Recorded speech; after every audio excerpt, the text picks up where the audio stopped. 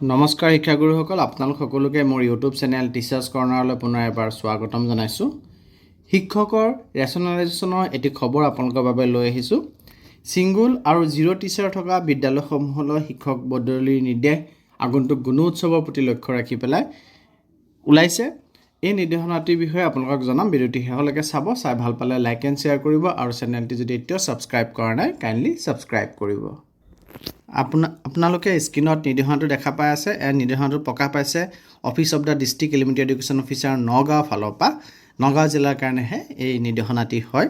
আৰু ইয়াতে লিখিছে যে as per approval of the district commissioner Nagaon and in the interest of the public service and fulfilment of RT Act 2009 for the coming Gunotsav 2025 অৰ্থাৎ 2025 গুণোৎসৱৰ প্ৰতি লক্ষ্য ৰাখি পেলাই the following LP and UP school teachers service are hereby attached shown against names at single teacher and zero teacher schools till final resolution order is issued from the higher authority.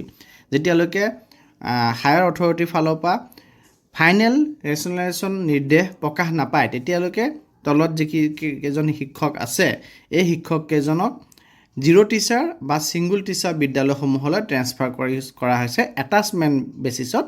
আৰু যিকেইখন বিদ্যালয়ৰ পৰা transfer কৰা হৈছে সেইকেইখন বিদ্যালয়ত এই শিক্ষকসকল হয় এক্সেছ টিচাৰ নহয় ছাৰপ্লাছ টিচাৰ হয় বিদ্যালয়খনৰ। অৰ্থাৎ ছাৰপ্লাছ টিচাৰ থকা বা এক্সেছ টিচাৰ থকা বিদ্যালয়সমূহৰ পৰা শিক্ষক জিৰ' টিচাৰ বা ছিংগুল টিচাৰ থকা বিদ্যালয়লৈ ট্ৰেন্সফাৰ এটাচমেণ্ট বেচিছত কৰিছে। আৰু এই তালিকাখনত আপোনালোকে দেখা পাই আছে, আপোনালোকে স্ক্ৰীন ৰেকৰ্ডিং ৰাখিব পাৰে।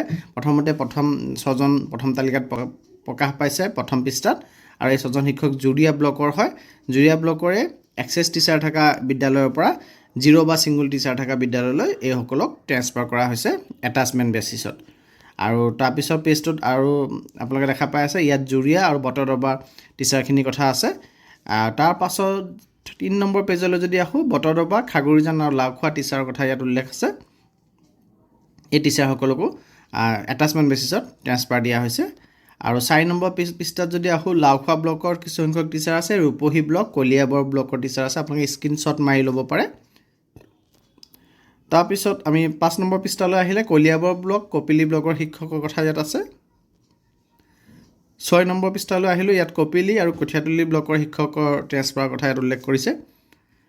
আৰু আমি 7 নম্বৰ পৃষ্ঠালৈ যদি আহোঁ তেতিয়াহ'লে কঠীয়াতলী ব্লকৰ শিক্ষকৰ কথা ইয়াত উল্লেখ আছে।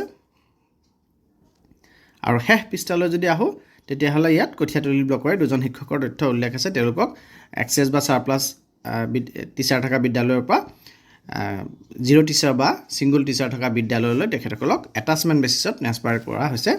আৰু এই ট্ৰেন্সফাৰ ইমিডিয়েট এফেক্ট হ'ব, অৰ্থাৎ 16 ডিচেম্বৰ 2024 তাৰিখে এই নিৰ্দেশনা প্ৰকাশ পাইছে। আৰু ইমিডিয়েট এফেক্ট হোৱাৰ পৰা 16 ডিচেম্বৰৰ পৰা এফেক্ট হৈছে, অৰ্থাৎ 17 ডিচেম্বৰ বা 18 ডিচেম্বৰৰ ভিতৰত তেওঁলোকৰ নতুন বিদ্যালয়ত তেওঁলোকে যোগদান কৰিব লাগিব। আৰু তাৰ ৰিপৰ্ট তেওঁলোকে জইনিং ৰিপৰ্ট ছাবমিট কৰিব লাগিব কনচাৰ্ণ ব্লক অফিচত। আৰু এই তেওঁলোকৰ যি দৰমহা হ'ব, দৰমহা কিন্তু এই নতুনকৈ জইন কৰা বিদ্যালয়ৰ পৰা নহ'ব।